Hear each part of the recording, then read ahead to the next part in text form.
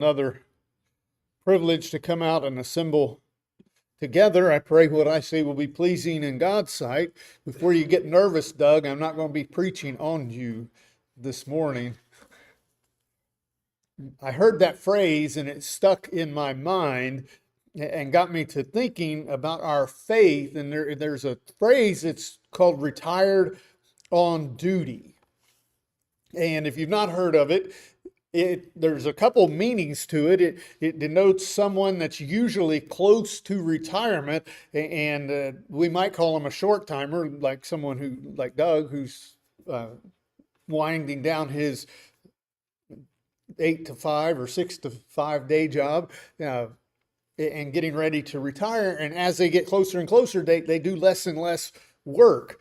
And they're just marking the time, counting the days until they retire. Some, of course, do that while they're on duty with a long way till retirement. They don't rush to get anything done at any point in time.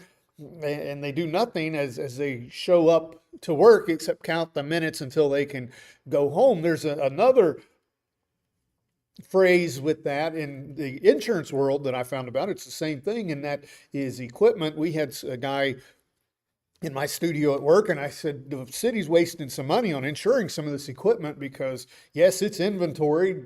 No, I can't get rid of it because it has inventory tags on it. So there's laws that say how we can and can't dispose of that, but it's useless. I said, if it was damaged and smashed into obliteration, I wouldn't replace it. And he said, well, we call that kind of stuff retired on duty. It's still occupying a space, but it's not serving any purpose.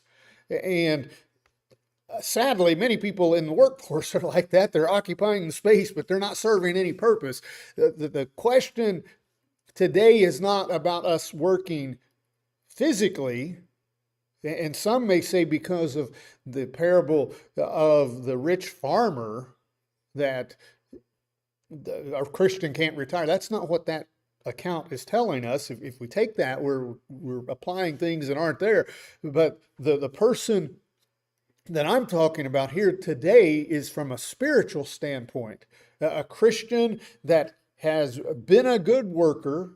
They have worked spiritually to serve God, but they're looking towards the end. And we feel like we've accomplished our goals and it's time for me to step back and not do anything. Like that person that once was physically a good worker and now all they're focused on is the end. There's not going to be any chance of them breaking a sweat or getting their hands dirty because I'm out of here in a short period of time. And I'm sure that from a physical standpoint, we've all experienced something like that in the workplace, but I want to focus this on a spiritual discussion. Can a Christian retire from serving God? I think there are some who feel like that I've reached a certain plateau in my life. I have a certain amount of time in, and I don't have to work as hard as I once did. It's time to step back, stop doing what I should be doing, and let others do the work. That's a bad attitude. And I'm not talking only about our public worship service. That could be part of it, but maybe sometimes we don't have that problem here because we don't have enough people to worry about. But in some places, there may be some that need to get an opportunity to take part that aren't because others won't share, or vice versa. Others won't work, and everybody. So only a few people are doing the work. I'm not talking about our worship service. I'm focusing on our service to God outside in the world. We know that what we do here is just a small portion of our service to God. Coming together to worship an hour or so a week, that's a very minute fraction of what we should be doing to serve the Lord. If this is all we do in service to Him, then we can be positive that we're not pleasing Him in the first place. But when can we retire from our service to God? When is the Christian's work done? Now, we know that things can happen mentally or physically to us that would limit us on what we are capable of doing in some aspects. Things that are beyond our control can happen to us that may prevent us from doing things that we once did or we would want to do. I think about a Christian who is homebound or one who has been moved to a nursing home because of age.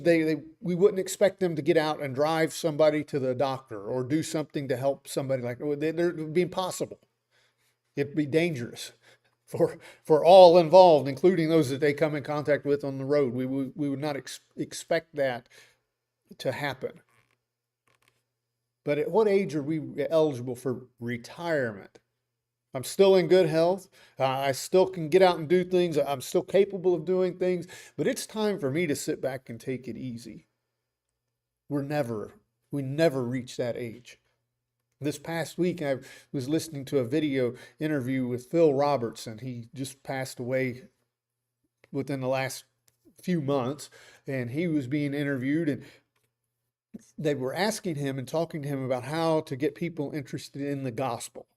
And he made a statement that was kind of interesting, and he was talking about, we're not going to get them to go to church. He said that phrase isn't found in the scriptures, and that phrase is not, if it is, I don't know where it is, found in the scriptures. You can't find a saying that says go to church. Now we can find talking about Christians coming together and us being together and failing not to assemble in that, but going to church is not going to bring people in, because that's not, very, very few people step inside of a worship service just because they're curious. What brings them in is us talking to them, setting the proper example in front of them. That's what piques their interest. It's not because they drive by and see a building, oh, I'll go in there and see what's inside. That's not what it is. It's our work and our service outside in the community that brings people to Christ. And there's a lot of truth in that. And if we think even about, I mentioned the Christian that is now in the nursing home. If they are of sound mind, now we know that things happen and people lose their ability to think and reason and become different people because of aging and Alzheimer's and diseases like that. But the person that is still of a sound mind can have a very strong influence as a good Christian to those that are around them, even in that situation. If you remember, back when Dave was sick and over at Berkeley, there was a nurse from Berkeley that came here, and it was because of him. That work is never done. The example that we're setting in front of them, the abilities that we have to talk to others, maybe just something that we say or do makes them ask a question and opens up a teachable moment for us, even the one who is in that nursing home situation, past going and doing the regular things that they would like to do. The Christian duty is a lifelong duty. There's no age, there's no number of years of service where we can age out or retire or where we're no longer useful and able to serve God. We are always to be bearing fruit. John chapter 15 and beginning in verse 1, and this bearing fruit, though that may be part of it, it is not limited to the number of people that we teach or bring to Christ. Yes, that is part of it, and we should be trying our best to spread the word, but that fruit can be in many different forms. If the case of just bearing fruit as souls that we bring to Christ that are saved, then someone like Noah would have been a complete failure, because look at all of the teaching that he did while he was building that ark, and he was unsuccessful at convincing anyone to get on that ark with him except his wife and his sons and their wives. But that bearing fruit is working for the Lord.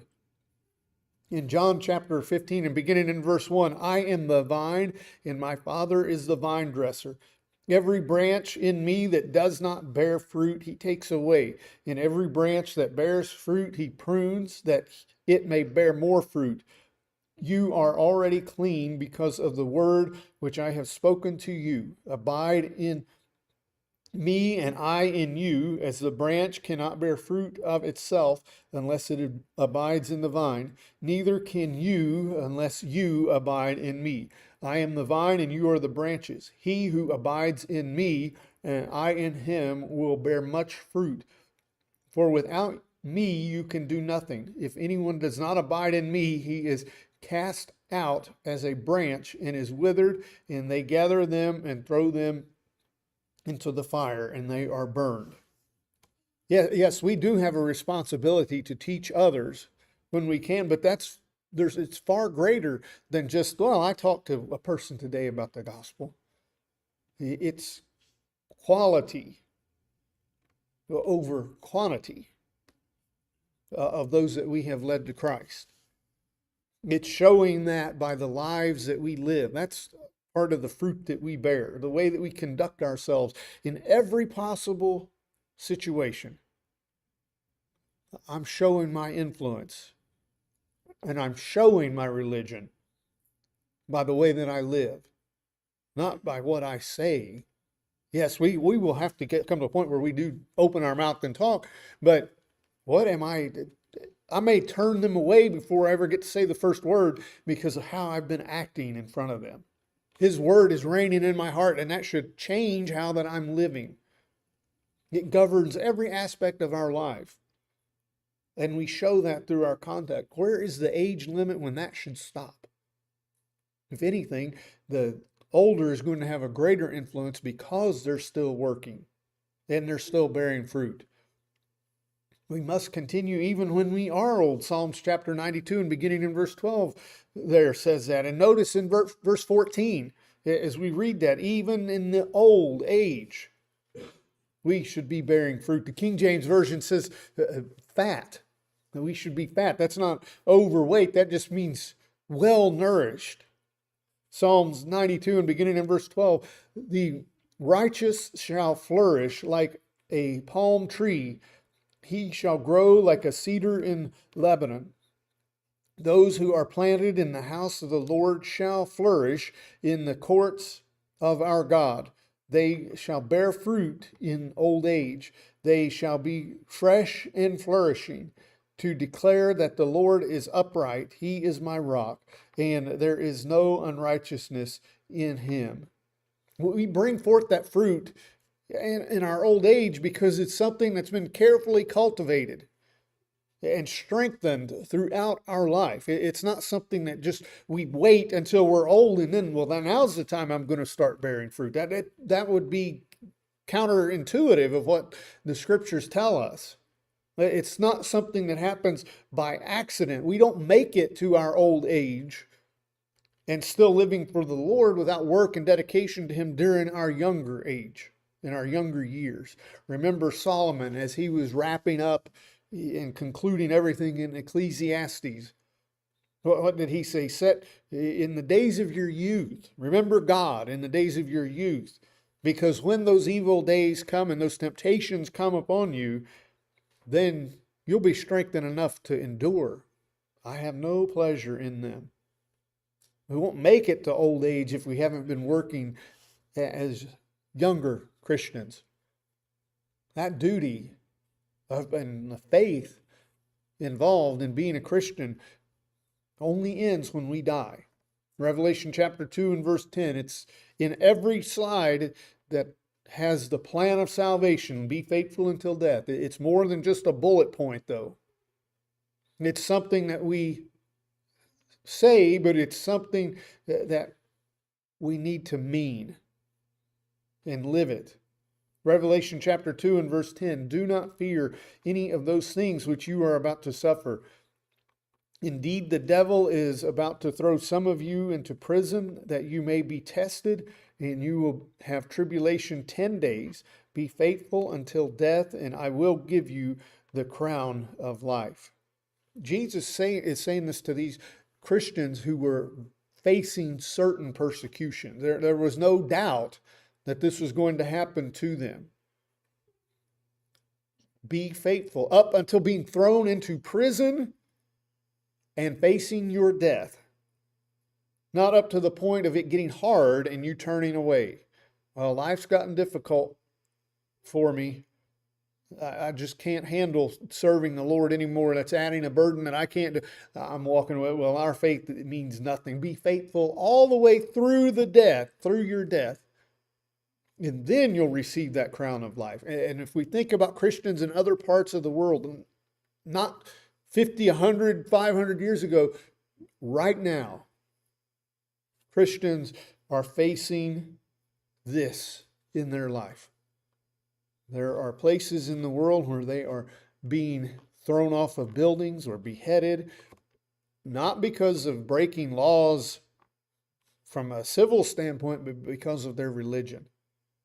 How would we respond to that? I often wonder that. I mean, we don't have an overflow crowd today for various reasons, but how would we respond if not weather or sickness or problems like that kept us away? If we knew that because we assembled together, because we claimed to be a follower of Christ, that our law enforcement was coming after us, would we be here? To know that they're going to come and haul me out of my house in the middle of the night and take me to prison. Would we assemble today? They're going to treat me and torture me to try to get me to denounce my faith in the Lord. Would I still be a Christian? That's what Jesus is saying there to these disciples. You endure this persecution up to and past the point of death, and you will receive that crown of life. There's no turning it off if we're going to be pleasing in God's sight. We have to finish the race. That crown of righteousness is only reserved for those who have finished, not started.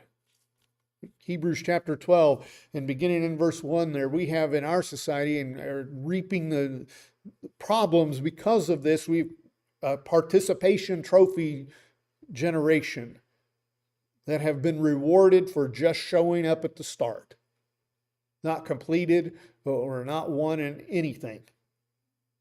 We have to cross the finish line.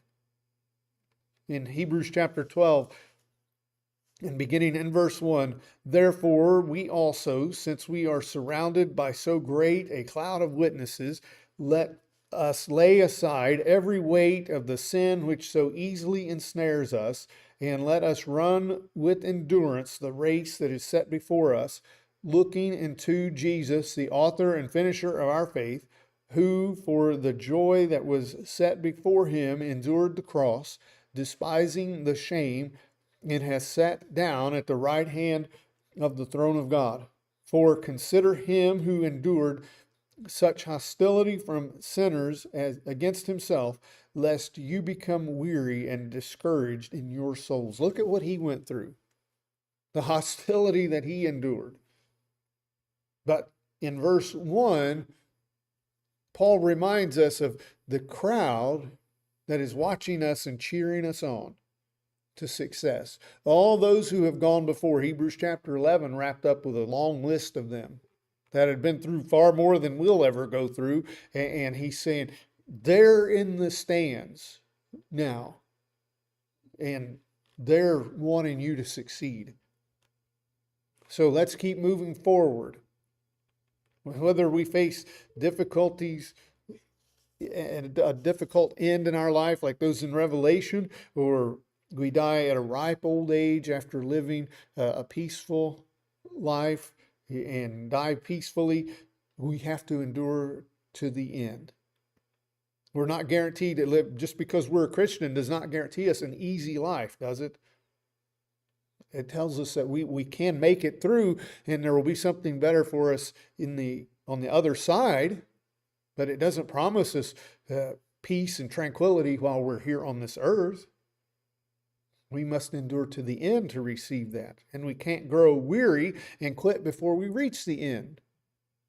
Anyone that's run or participated in some kind of a sport, and the Hebrew writer here, and Paul harkens back to that about receiving the prize at the end, it's difficult. It requires us to endure hardships to get to that point. But it's worth it. In the end, we have a perfect example of Paul. He kept pushing until it was done. In 2 Timothy chapter 4 and beginning in verse 6, when we think of all that he endured, and he wrote about what all he had went through. And in the end, the daily concern and care for the churches after being beaten and left for dead and shipwrecked and all that he went through. Because of his faith in Christ and presenting the gospel, he never gave up. He kept pressing on. In 2 Timothy chapter 4 and beginning in verse 8, for I am already being poured out as a drink offering, and the time of my departure is at hand. I have fought the good fight. I have finished the race. I have kept the faith. Finally, there is laid up for me the crown of righteousness, which the Lord, the righteous judge, will give to me on that day, and not to me only, but also to all who have loved his appearing. Paul is here facing the certainty of the finality of his life. He knows he is going to die. He knew that going to Rome, that was what he was being sent there for. And he is sitting there waiting for that to happen. Again, can we imagine the things in our life that we do that we dread because we have to do them? Imagine the dread that would be placed upon us if we knew that it was going to be our final day. And here's why it's going to be that, not because we've committed a crime, not because it's not because of a health problem, it's because of our faith in Christ. And Paul says, I'm ready to go. I have finished this race. And here's what's going to be waiting for me. Paul think about it, as they were talking about him, they said if he hadn't appealed to Caesar, he'd have been let go. He could have found and gotten away and lived and not been put to death for his crime of being a Christian. And others had tried to convince him, don't go to Rome, don't go up to Rome. That's where I need to be, because that's where the work needs to be done. That was his mindset. It didn't matter that he knew he was going to get executed when he went to Rome. But he kept pushing, didn't he? We don't see Paul trying to excuse himself or get out of that from the suffering. He says, I wish everyone was like me except for these chains that I have. He stayed the course. Is my faith that strong? So we can see there's no retiring from a Christian's service. We may retire on this earth from our day job, and hopefully we don't just sit around and watch TV and not do anything, but work doing something productive if we're able. But as a Christian, we don't retire from that. We have to complete the course, finish the race. And the Lord shows us through the scriptures that the older people have always played a crucial role in God's plans. Now, in our society, I think that we kind of dismiss, we may get aggravated at them, especially if they're in the car in front of us. Will this old man ever get out of my way? He's doing 20 miles an hour below the speed limit. I've got places to be. We get aggravated at them. They're out of date. They don't understand the modern needs. They're out of touch. They don't have the young, trendy answers, do they? We don't need we don't see any value in what the older folks have to say. I'm going to be honest. When I was getting to the age of 16, I thought that my, I guess, 40-something-year-old parents at that time, they didn't know much about young people. They didn't know anything about young people in my mind. Sorry to admit that. What could they possibly know about this modern world that we're living in? Now that I'm a little bit older than they were then, they seem pretty smart to me then. They were wise. They knew what they were talking about. Not that I ever thought they were stupid, but I couldn't see some of the things that they were trying to teach me through their experiences of life at a young age. But as you start to age, don't you typically start growing a little bit? If the 50 or 60 or 70-year-old you is exactly like the 20-year-old you, then you are doing something wrong. You are not a smart person at all. You haven't learned or grown in anything if the aged you is the same you as the 20-year-old you. You probably should be ashamed. In God's plans, He uses older people. And we've looked at these the last few weeks. We missed last week and had a different topic on the lesson, but we looked at some older folks that God used, as leaders to guide people. Moses being one of them. He chose Moses to lead his people out of slavery in Egypt at 80 years old, and Aaron was 83. That's way over the hill. I mean, if I'm still working at 80, I've failed somewhere. My pension system's collapsed. I want to be retired and sitting on a beach somewhere. Well, I may be able to do that with my day job, but I cannot do that for the Lord. And He put Moses in a place of leadership in Exodus chapter 7 and in verse 7 to go and speak to the Pharaoh, to the king of Egypt. Exodus chapter 7 and verse 7, and Moses was 80 years old and Aaron 83 when they spoke to Pharaoh. Do you suppose that God knew his character better than Moses did? Moses tried every way in the world to get out of doing that. And excuses. And we don't think an 80-year-old, and some are not, fit to lead our country. We need the young ideas coming in. We need an infusion of new blood. That's not progressive enough. Right? That's what we hear a lot in our politics. That they're always putting the young, charismatic person up over the old person. Now, of course, we could point to some history and show that, Joseph Stalin was a young, charismatic leader. He looked like one of the millennials that we see, or I don't even know if they would be hopefully they're getting old and wise enough to realize that. But that's the trendy type of person that we would look at.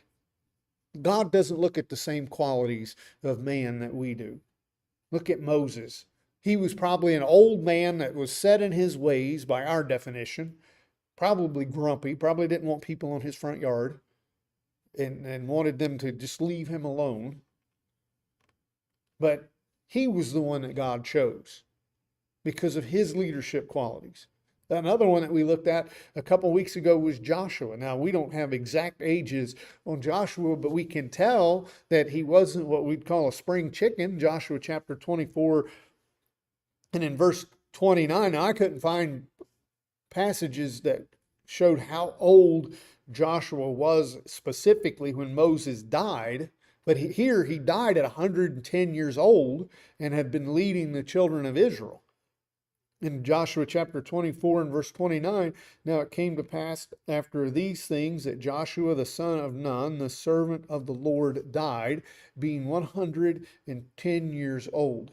Now we know that Joshua was one of the younger spies that went into the land of Canaan, but he was with Moses and involved in that for 40 years in the wilderness. So as they were wandering around, so it's safe to say that he wasn't in his 20s when he took over after Moses died. But by all practical purposes, he would be someone that we would say is older. He definitely past middle age But the Lord knew his capabilities and that he was mature enough to lead his people. How about those in the church today? The elders, their qualifications. Verse 4 here in 1 Timothy chapter 3, beginning in verse 1, it tells us that it's not a novice. It's not someone without experience. We might call them someone that it has become established in their life.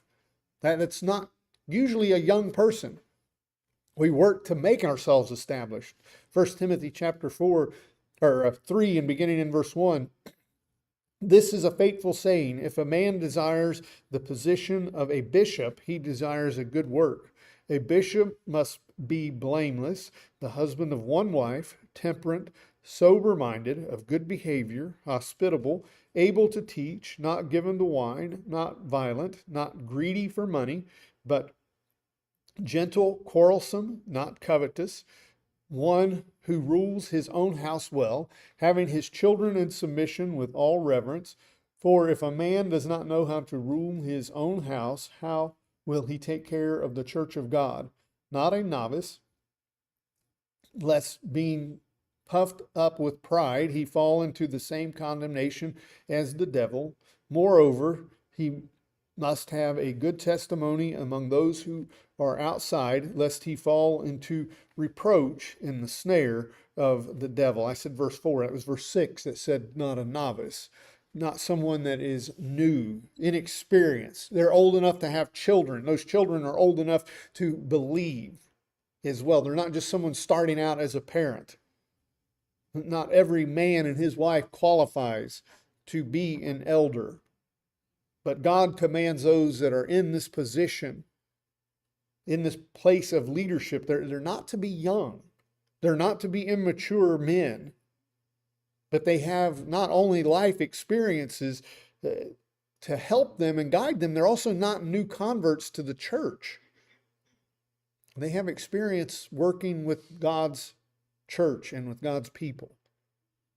This would rule out younger, very young men, wouldn't it? Because they can't reach these qualifications at that age, in their 20s. Why do you suppose that would be? Say somebody that is very early in their 20s, just starting out in life. Could it be that God had in his wisdom saw that that person is not typically mature enough to experience and manage the house of God properly? It's not just knowing what to say. They may be very smart. It's not just knowing what to say, but having the wisdom of when and how to say it as well. That's a skill that comes with age and experience usually. Well, we know it all when we're younger, don't we? But we probably don't impart that knowledge very well. The young couldn't possibly have the experience that's needed to be in a place of leadership because they don't have the experience of life themselves. But the older, the more experienced person, which should bring about a little more level-headed. One day I hope to get to that place, to be a little more level-headed. But that should be the one that's leading the church. The one who is able to sit back and think and make decisions rationally, thoughtfully, scripturally. And as a society, we have just placed such a great value on youth. But God places great value and great responsibility on those that are older. Those who have life experiences. Those who have matured and grown. Think about some of these activists that we see on the news sometimes. What do they know about anything? And they're going to tell everyone what they need to be doing? Spouting off inaccurate rhetoric about stuff that they don't know the first thing about because they've never experienced it. They don't know anything really. How can they lead someone else? Well, the same is true spiritually. We don't know anything really. We haven't experienced anything. We have to grow. We have to have time to grow and to mature.